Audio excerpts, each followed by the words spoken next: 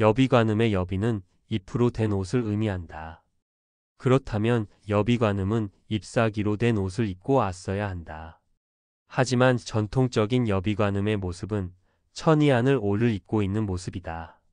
천이는 장삼과 비슷한 모양의 옷이지 결코 잎사귀로 만들어진 옷은 아니다. 그렇다면 왜 이런 이름이 붙었을까? 옛날 인도의 동부 지역에 살던 어떤 종족은 잎사귀로 옷을 해 입는 전통이 있었다. 그런데 이 종족이 힌두교를 믿게 되자 그들이 모시는 여신도 잎사귀로 된 옷을 입은 모습으로 만들었다. 그리고 이 지역에 불교가 들어가게 되자 힌두교의 여신과 경쟁을 하게 되었고 그 결과 여비관음이 탄생하게 되었다는 것이다.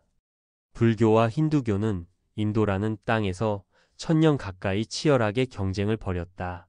그 결과 불교는 사라지고 힌두교만 남았다. 관세음보살 신앙도 각종 여신의 형태로 힌두교에 남아있는 것이다. 이렇게 생각하는 근거는 힌두교의 전신인 바라문교는 일반 민중들을 위할 필요가 전혀 없었기 때문이다. 최고 계급인 바라문의 지위와 재산만 보호해주면 되는 종교가 바라문교였는데 민중을 보호해주는 불교의 등장으로 멸망할 위기에 처하자 불교의 여러 가지 장점들을 받아들인 것이다. 그래서 그들은 부처님을 비슈누 신의 화신으로 모신 것이고 관세음보살도 힌두교의 여신으로 둔갑시켰던 것이라고 보는 것이다. 그 뒤로 다시 1000년 정도의 시간이 흐르는 과정에서 여러 개의 얼굴과 여러 개의 팔을 가진 모습이 힌두교의 특징으로 굳어졌기 때문에 그런 모습을 한 관세음보살은 전부 힌두교에서 왔다고 보게 된 것이다. 천수천 안관자재 보살이나 11명관세 음보살 등도 마찬가지다. 사실 수많은 중생들을 고통에서 구제해 주려면 1000개의 눈과 1000개의 손도 모자란다. 그리고 비록 자비의 화신인 관세음보살이라도 필요에 따라서는 여러 가지 무기도 들 수도 있다. 잎사귀로 된 옷을 입는 인도의 어느 지방에서 그런 무기를 사용해 민중의 편에 서서 싸운 불자가 있었다면 사람들은 그를 여비관세음보살이라고 불렀을 가능성도 있다.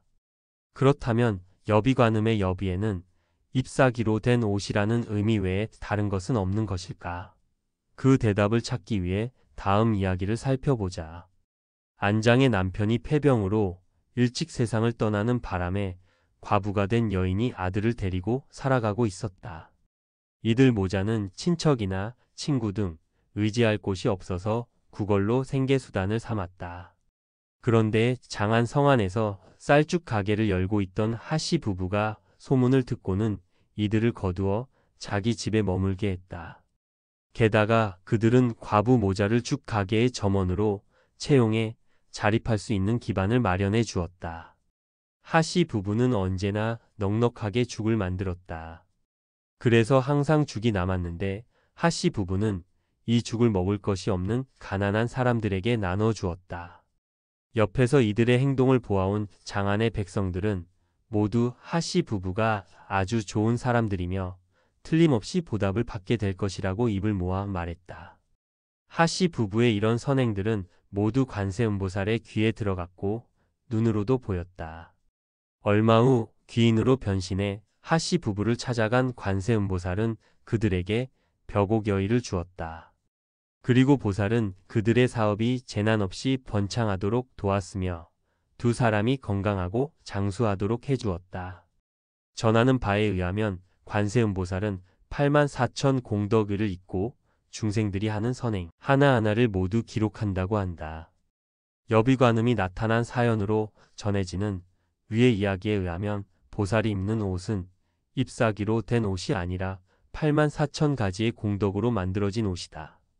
불교에서 말하는 공덕이란 불자가 한 선행이다. 이런 선행들이 모여서 만들어진 옷이라면 눈에 보이는 그런 옷이 아니다. 여비관세음보살이 이런 옷을 입는다는 것은 보살이 공덕을 쌓는 사람, 즉 선행을 하는 불자들을 찾아다닌다는 것을 의미한다. 그렇다면 여비관음은 왜 선행하는 불자들을 찾아다니며 기록할까? 그것은 이 세상이 그런 정보들로 유지되기 때문이다. 다시 말해 이 세상에 행해지는 것이 악행들 뿐이고 그런 정보들로만 가득 찬다면 이 세상은 파괴되어 버린다. 우리가 몸으로, 입으로, 뜻으로 하는 행위, 즉 삼업이 사라질 것 같지만 그렇지 않다. 사라지는 것은 삼업이 아니라 물질처럼 눈에 보이는 것들이다.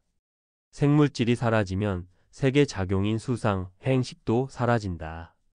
그래서 부처님이 오온은 무상한 것이다 라고 말씀하신 것이다. 하지만 그런 오온이 만든 삼업, 즉 행위에 대한 정보는 사라지지 않고 이 우주에 그대로 기록되고 보관된다. 보관된 그런 정보들에 의해서 다음 생명들이 만들어지는 것이니 그 결과 윤회가 성립되고 과보가 생겨난다. 생명이 순환하는 이치가 이와 같기 때문에 관세음보살은 선행을 기록하여 그것으로 옷을 삼는다고 하는 것이다. 그리고 84,000은 단순히 숫자 84,000을 말하는 것이 아니라 많다는 의미이다. 우리 세상에서 이루어진 좋은 일이 어찌 84,000가지만 되겠는가. 이런 까닭의 여비관음은 여러 가지 선행의 인연을 맺어주기도 한다. 즉 권선을 하는 것이다. 권선 역시 하나의 공덕이니 관세음보살도 공덕을 쌓는 것이다. 관세음보살은 최상급의 보살이니 혹시 성불하기 위해서 공덕을 쌓는 것일까? 아니다. 이는 눈먼 제자인 아나유를 위해 그의 옷을 기워주면서 열에도 공덕을 쌓아야 한다. 중생을 위해서 라고 한 부처님의 뜻과 같은 것이다. 그럼에도 불구하고 여비관세음보살이 잎사귀로 된 옷을 입었다고 해도 된다. 나무가 아무 조건 없이 사람들에게 그늘을 제공해 더위에서 오는 괴로움을 없애주는 것 같이 관세음보살의 자비심도 그러하기 때문이다. 사람들은 이런 여비관세음보살을 모시고 화재 예방이나 무병장수를 기원하기도 한다. 그런데 남종진 화백의 여비관음도를 보면 보살이 구름 위에서 연꽃을 들고 서 있다. 이 연꽃은 사람들이 쌓는 공덕을 보살을 바치고 있는 뭉게구름은 84,000을 의미한다.